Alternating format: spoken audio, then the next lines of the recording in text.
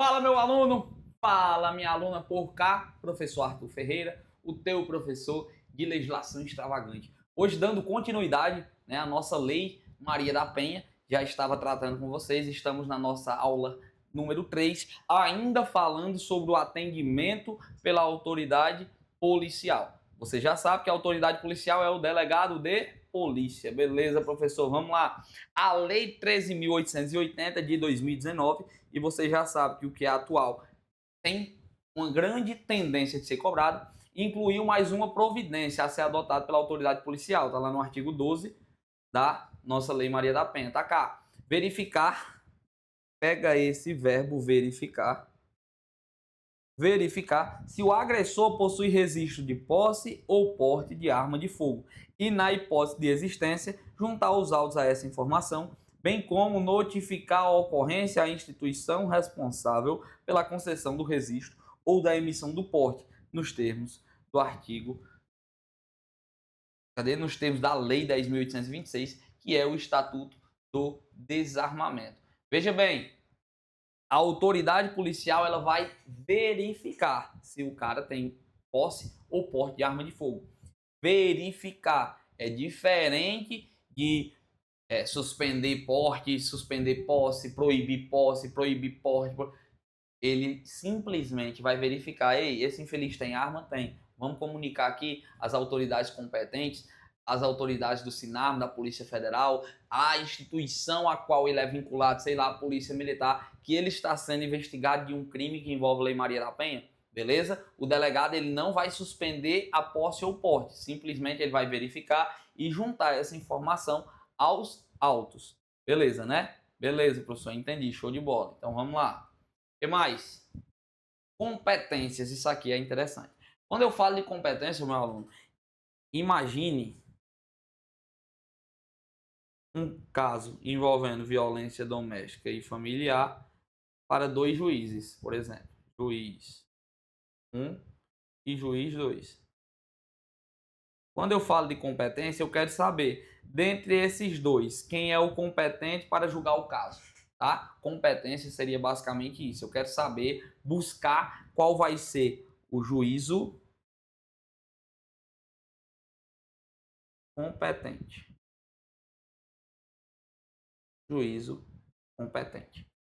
Na esfera criminal, o artigo 14 ele traz que os juizados de violência doméstica e familiar contra a mulher, órgãos da justiça ordinária com competência, eles têm competência tanto civil quanto criminal, eles poderão ser criados pela União, DF e territórios e pelos estados para processo e julgamento e a execução das causas decorrentes da prática de violência doméstica e familiar.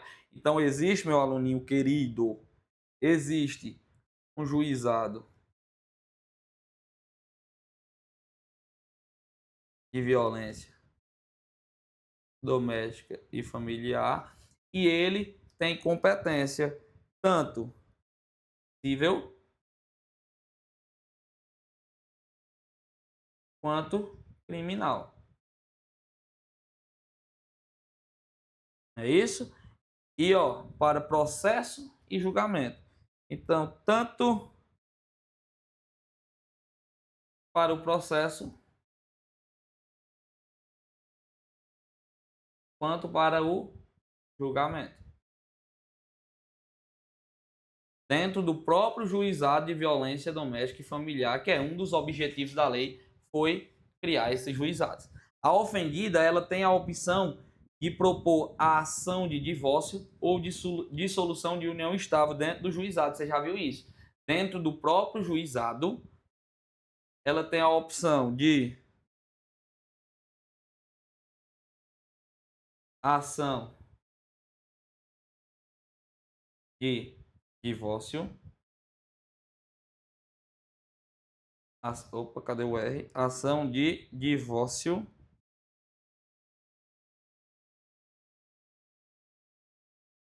E também dissolução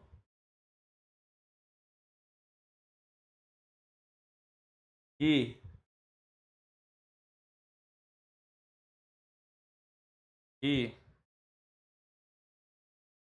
união estável. Beleza? Dentro dos próprios juizados ela pode fazer isso. Agora preste muita atenção. Para de novo, para o que tu tá fazendo e presta atenção aqui, ó. A banca vai querer fazer você cair aqui, ó. E você não vai cair, não. Exclui-se. Veja bem, mais uma vez, exclui-se da competência dos juizados de violência doméstica e familiar a pretensão relacionada à partilha de bens, tá? Falou de partilha de bens, partilha de bens, não, tá? Falou de partilha de bens, não. Partilha de bens vai ser lá na esfera civil. A esfera civil é responsável por tratar a partilha de bens. Partilha de bens, a mulher quer separar, quer, você vai ter que dividir as coisas. Mas, rapaz, só tem uma motinha, ó, vou dividir no meio, fico com um tanque, eu fico... não tem como, né? Então, tudo que for referente à partilha de bens, vamos dividir os bens, vamos para a esfera civil e não para os juizados de violência doméstica e familiar. Beleza? Iniciada a situação da violência doméstica e familiar após o ajuizamento da ação de divórcio ou de dissolução de uma união estável, terá preferência, ó, preferência o juízo onde estiver.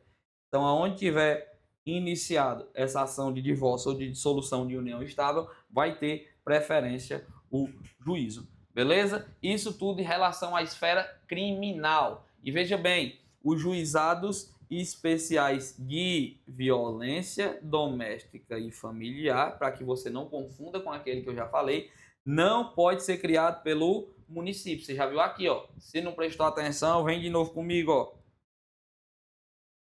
Podem ser criadas pela União, pelo Distrito Federal, pelos territórios e pelos estados. Cadê o município? Município, não, isso, cara, bicho, se isso aqui cair, município, não. Se isso aqui cair, você já sabe, né? Eu costumo fazer isso aqui, ó. Tem 70 mil inscritos no concurso, pronto, ó. É 60 mil, uma chibatada. Vai cair, viu? Tem que ter cuidado, bicho, isso aqui para cair é muito fácil. É muito fácil, porque é um detalhezinho de nada e você já é acostumado com isso. Você já é acostumado a estudar medo, né? Você já é acostumado a isso aqui, ó. Medo.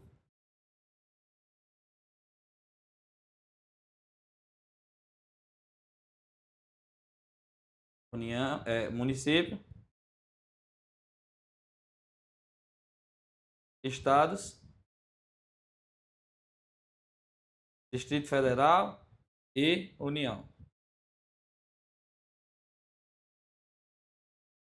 É ou não é? Você já é acostumado a isso. Aí vem a questão e faz isso aqui, ó. Os juizados civil e criminal poderão ser criados pela União, Distrito Federal, território, estado e município. Aí bota o município bem aqui, ó. E aí você tem que saber, eu estou te alertando que o município não. Beleza? Beleza, professor, tá bacana. Bora. Isso aqui já foi o que eu falei para vocês, não confundirem juizados especiais daqui com juizados especiais da Lei 9.099. E a esfera civil, professor? O que é que tem de relevante quanto à esfera civil? O artigo 15 traz que é competente por opção da ofendida, para os processos cíveis regidos por essa lei, o juizado do domicílio ou residência da vítima, tá? Da vítima,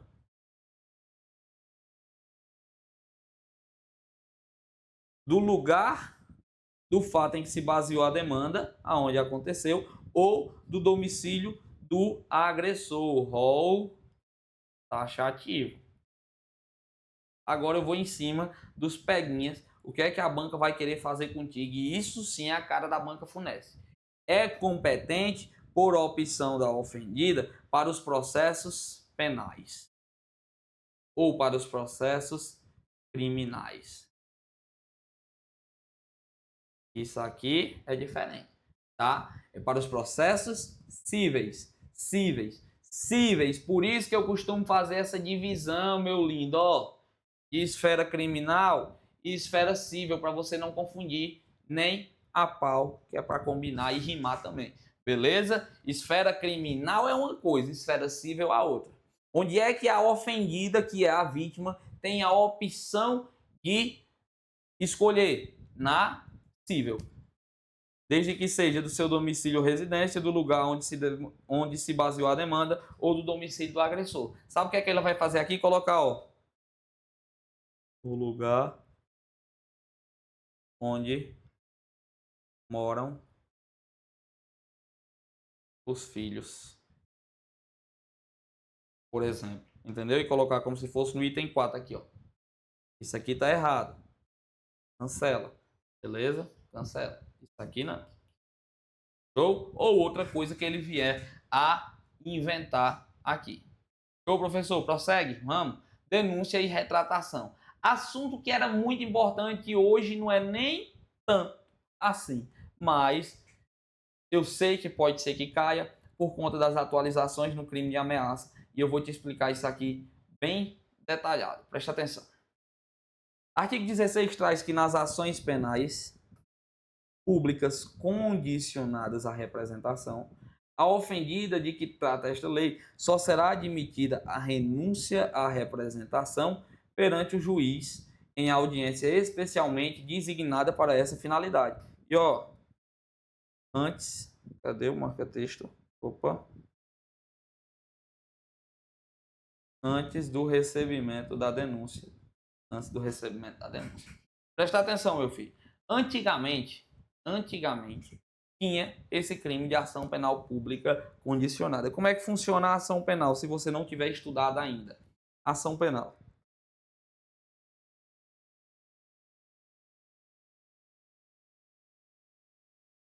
Ação penal ela pode ser pública incondicionada,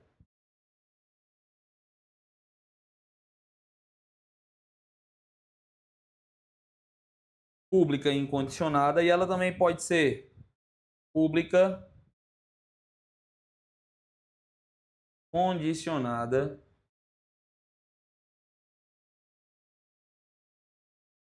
à representação.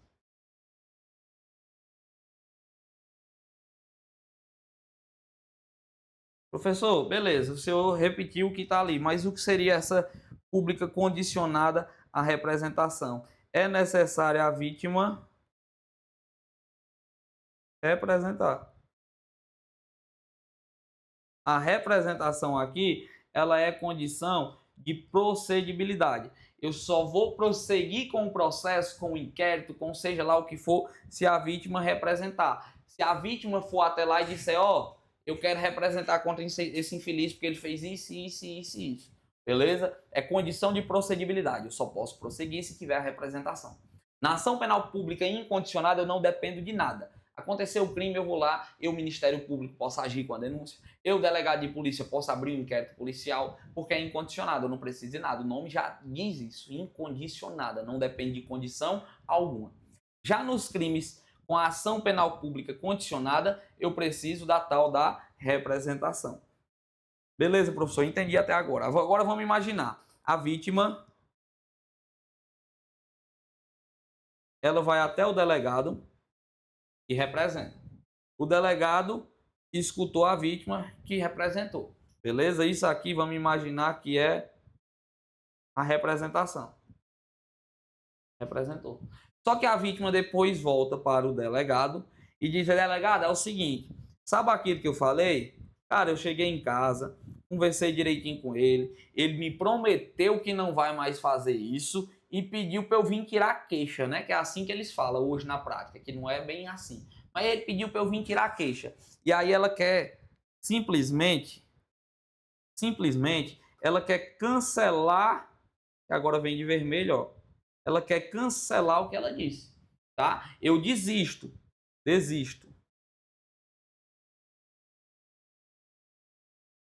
Aqui vai existir a desistência. Eu não quero mais representar. Eu quero que você cancele tudo que eu falei. Pode isso? Pode. Aí vamos. No Código de Processo Penal, que é essa regra aqui, no CPP, ela pode, tá? Ela pode cancelar, que isso é chamado de retratação, tá? Ela pode se retratar, ela pode a retratação, que é a desistência, antes do oferecimento da denúncia.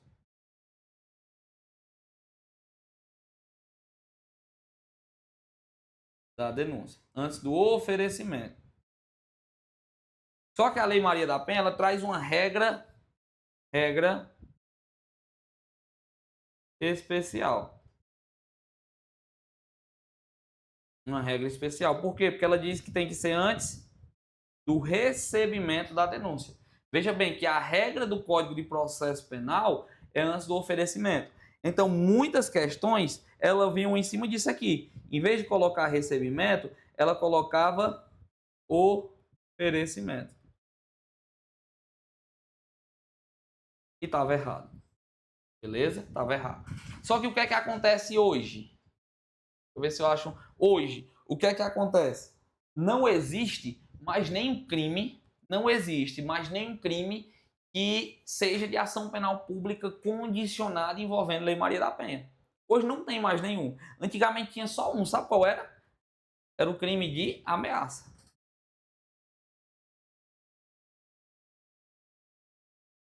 Antigamente, o crime de ameaça era crime antes, tá? Antes.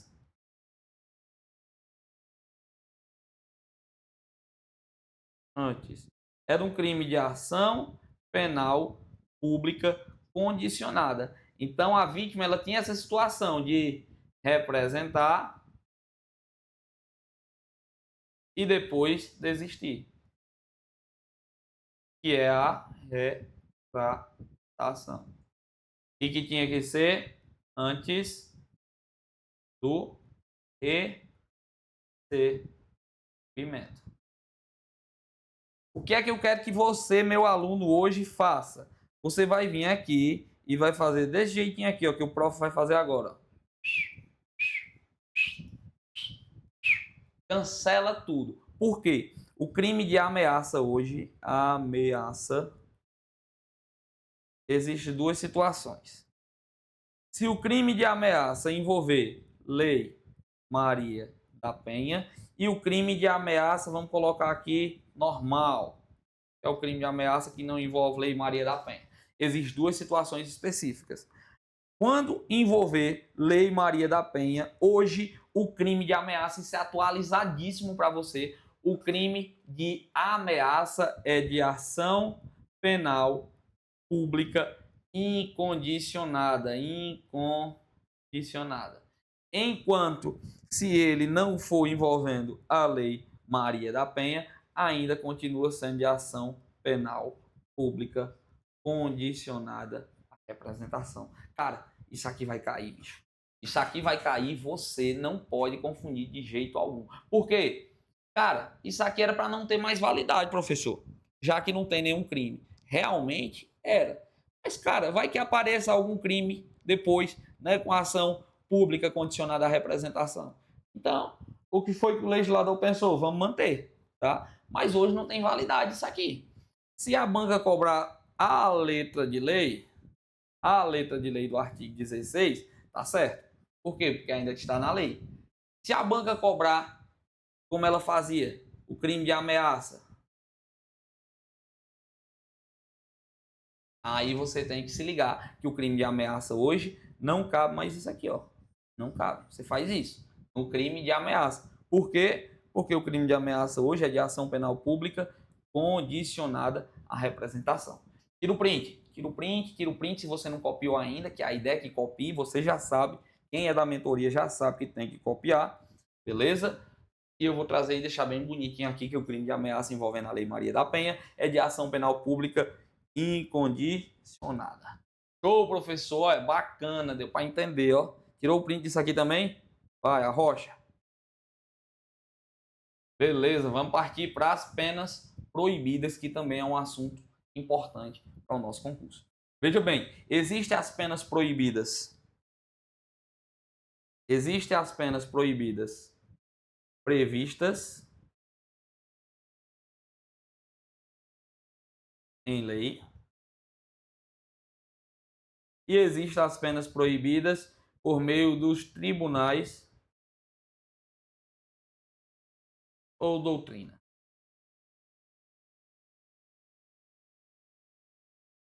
O que seria isso? Vamos lá. As penas proibidas de acordo com a nossa querida lei, pena de cesta básica e pena de prestação pecuniária ou pagamento isolado de multa. Isso aqui está previsto na lei, tá? Isso aqui está previsto na lei. A aplicação de cesta básicas é a pena somente de cesta básica. Seria basicamente eu substituir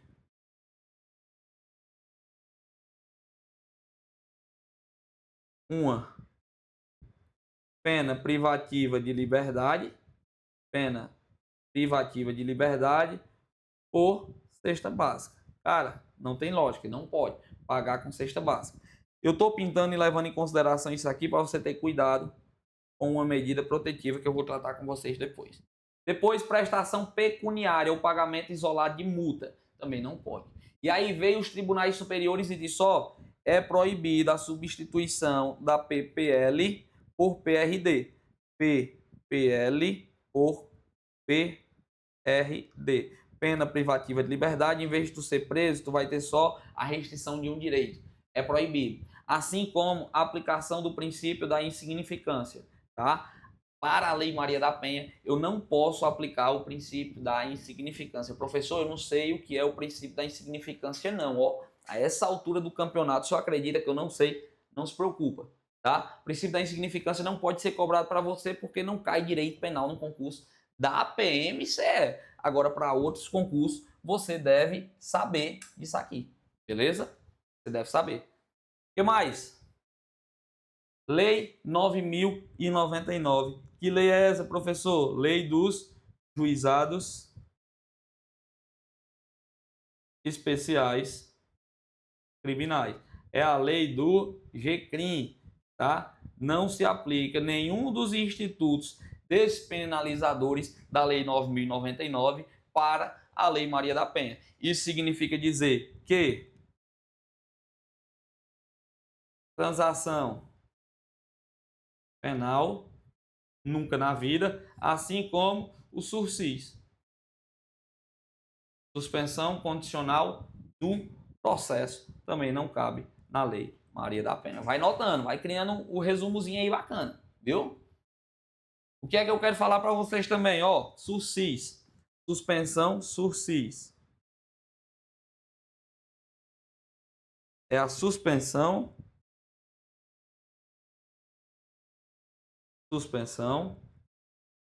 condicional do processo.